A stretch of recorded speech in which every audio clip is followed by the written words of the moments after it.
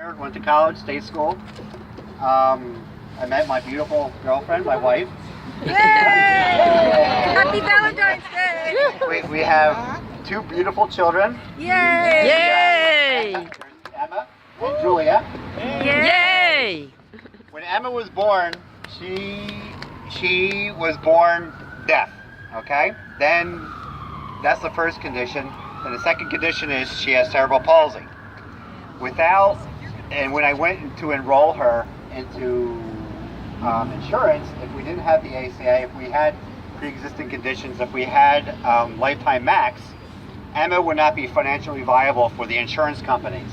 I cannot imagine Emma not being financially viable for insurance companies. We don't want that.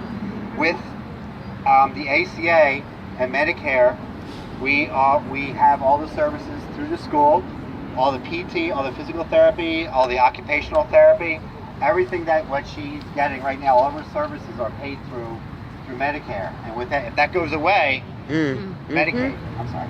Without that, I don't know what we'll do. We'll have to pay for it out of pocket, and we cannot afford that. We'll be bankrupt. And we're also against the block grants. We do not want any block grants because if the block grants come, block grants! No block the grants! States will say, okay, this is how much money you have. After that, you're on your own. So we don't want that. That's all I gotta say. Yeah, that's good enough. Thank you for listening.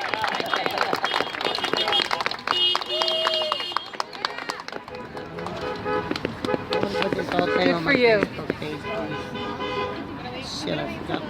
Stop talking. Are you on Facebook? Have you been recording the whole thing? Hi, No, I'm everybody. recording My name's it. Colleen. I know, I'm I going want to tell you you a to quick record story it. about the past Well, couple weeks of my life. Tell me, yes. I was born with a pretty benign, pretty not serious heart arrhythmia.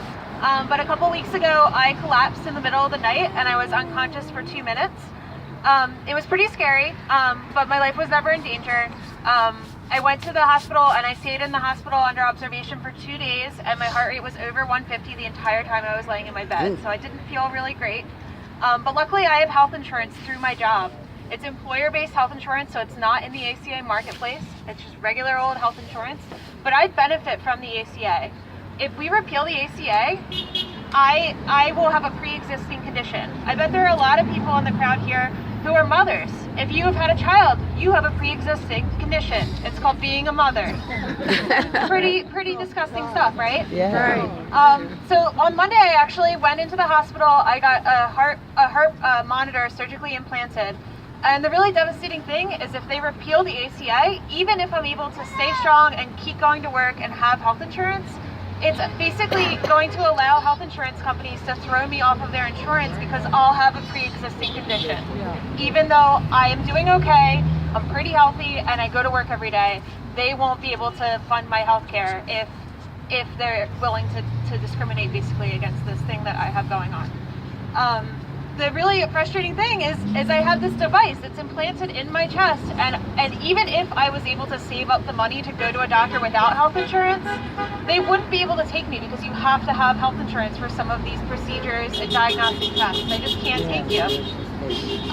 So the last thing I want to say is I know that tomorrow or Monday or in the coming days and weeks that Congressman Meehan and other politicians are going to wash away all the amazing stories that were told today and all the amazing research. Being fiscally conservative means keeping the ACA around. If you take away the ACA, that's the handout. You guys having healthcare is not the handout.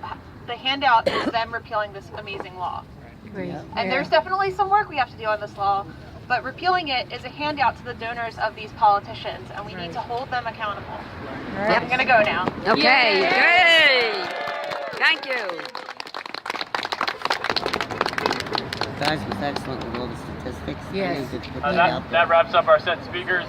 If anybody would like to share their story at another event upcoming, please come talk to me because we'd like to give a voice to as many constituents as possible. So thank you all for being here. Thank you. Thank you.